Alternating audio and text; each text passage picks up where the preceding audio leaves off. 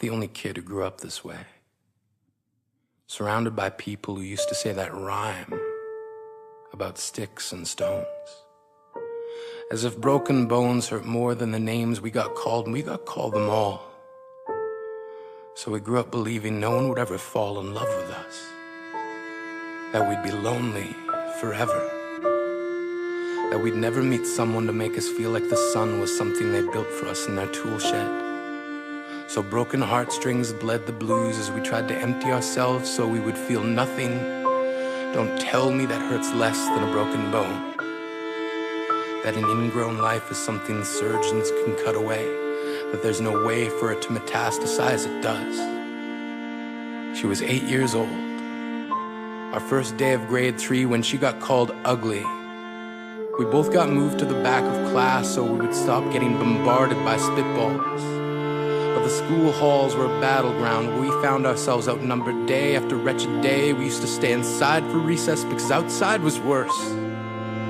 Outside we'd have to rehearse running away or learn to stay still like statues, giving no clues that we were there in grade 5. They taped a sign to the front of her desk that read, "Beware of dog."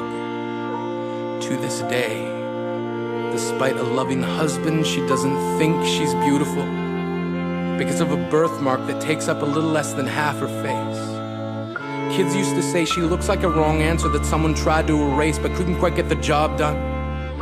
And they'll never understand that she's raising 2 kids whose definition of beauty begins with the word mom, because they see her heart before they see her skin, because she's only ever always been amazing. He was a broken branch grafted onto a different family tree. Adopted. Not because his parents opted for a different destiny.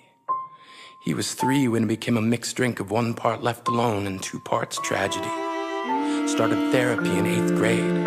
Had a personality made up of tests and pills. Lived like the uphills were mountains and the downhills were cliffs. 4/5 suicidal, a tidal wave of antidepressants, and an adolescence being called pauper. 1 part because of the pills, 99 parts because of the cruelty. He tried to kill himself in grade 10 when a kid who could still go home to mom and dad had the audacity to tell him, "Get over it." As if depression is something that can be remedied by any of the contents found in a first aid kit. To this day, he is a stick of TNT lit from both ends. Could describe to in detail the way the sky bends in the moments before it's about to fall.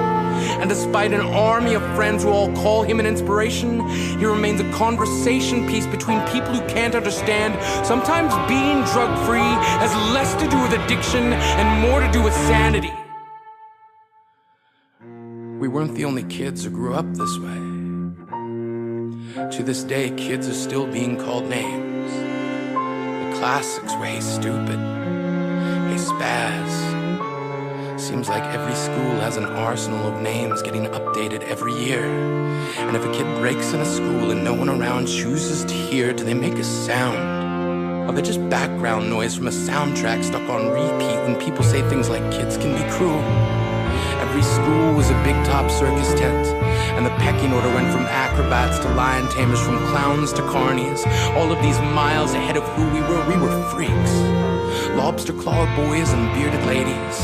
Oddities juggling depression and loneliness, playing solitaire, spin the bottle, trying to kiss the wounded parts of ourselves and heal. But at night, while the others slept, we kept walking the tightrope. It was practice, and yes, some of us fell. But I want to tell them that all of this is just debris left over when we finally decide to smash all the things we thought we used to be. And if you can't see anything beautiful about yourself, get a better mirror. Look a little closer. Stare a little longer. Because there's something inside you that made you keep trying despite everyone who told you to quit. You built a cast around your broken heart and signed it yourself. You signed it. They were wrong. Because maybe you didn't belong to a group or a clique. Maybe they decided to pick you last for basketball or everything. Maybe you used to bring bruises and broken teeth to show and tell but never told. Because how can you hold your ground if everyone around you wants to bury you beneath it? You have to believe that they were wrong. They have to be wrong. Why else would we still be here? We grew up learning to cheer on the underdog because we see ourselves in them. We stem from a root planted in the belief that we are not what we were called. We are not abandoned cars stalled out and sitting empty on some highway. And if in some way we are, don't worry. We only got out to walk and get gas. We are graduating members from the class of we made it. Not the faded echoes of voices crying out names will never hurt me. Of course, they did. But our lives will only ever always continue to be a balancing act that has less to do with pain and more to do with beauty.